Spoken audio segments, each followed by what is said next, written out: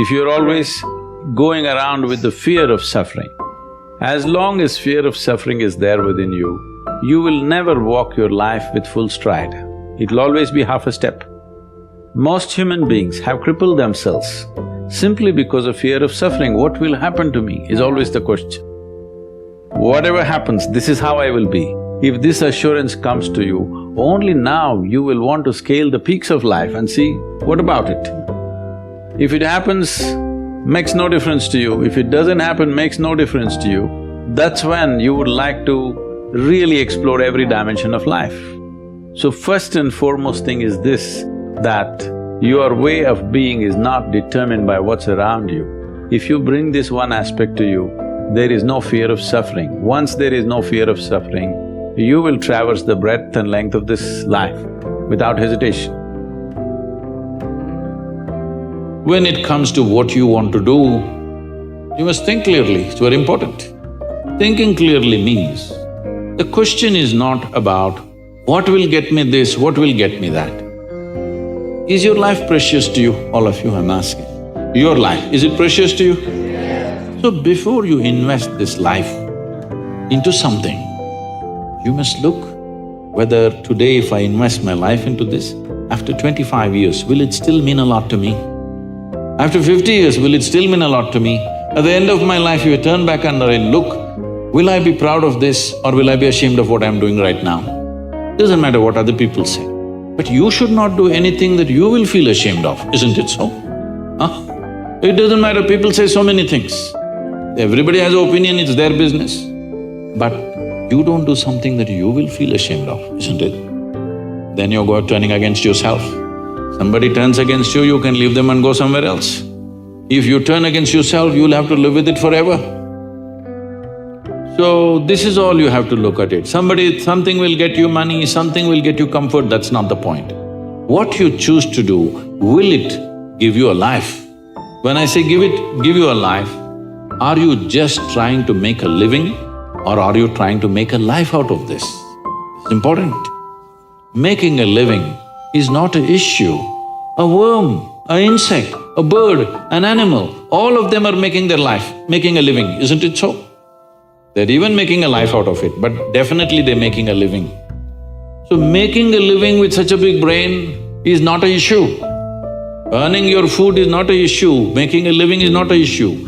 Only problem is you want to live like somebody else, that's an endless problem. I want to live is not a problem. I want to live like you, this is a problem. So, it is important, if you consider your life as a precious life, you must make sure you make a wonderful life out of this.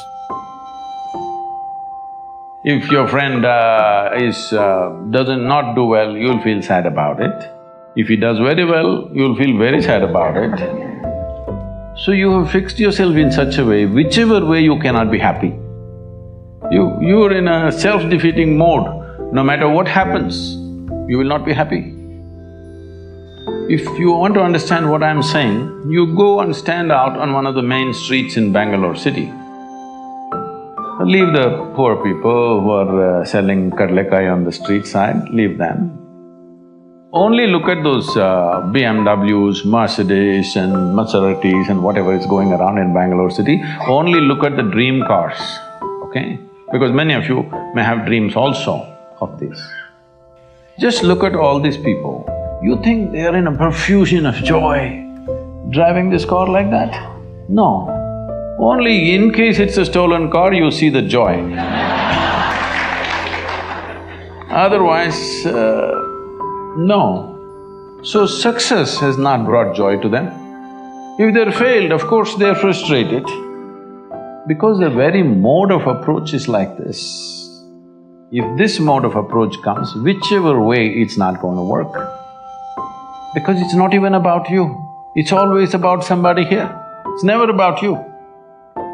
The simple thing is this, see, if your joy, your sadness, your happiness, your misery is determined by something or somebody around you, the chances of you being joyful in your life is remote.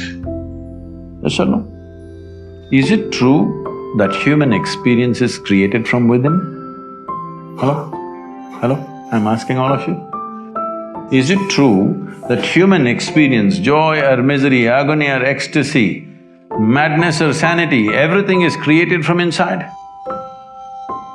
At least if you're a manager, if you're going to be a manager, at least what is happening from within you must happen your way. Because essentially management means having situations the way we want it. Yes? Management means what? Having situations the way we want it. Well, if the world is not happening your way, at least this one must be happening your way, otherwise what kind of management is this? Here there's only one person, huh? Here there are 1,000 people, they may not listen to you, they got their own stuff.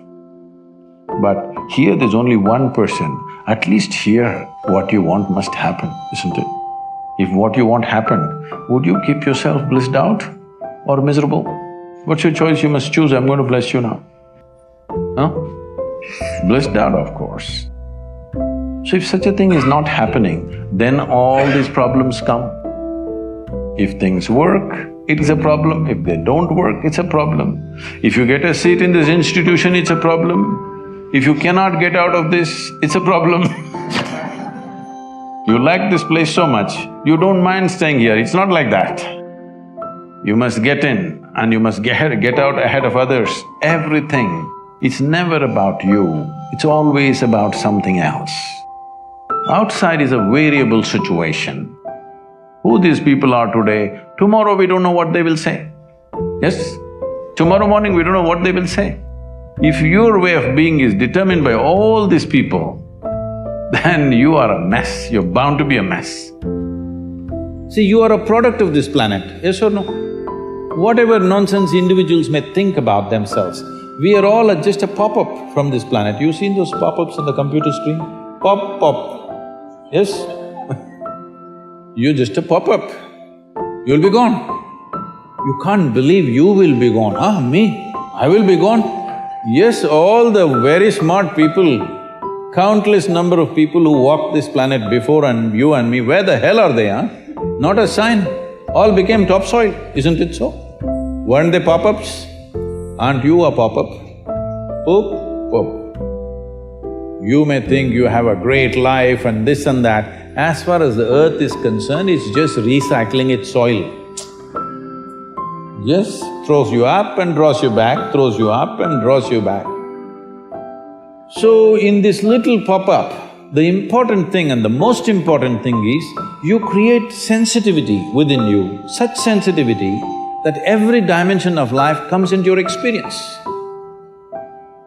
Before you fall dead, is it not important? You experience this life in this fullest possible scale, yes or no?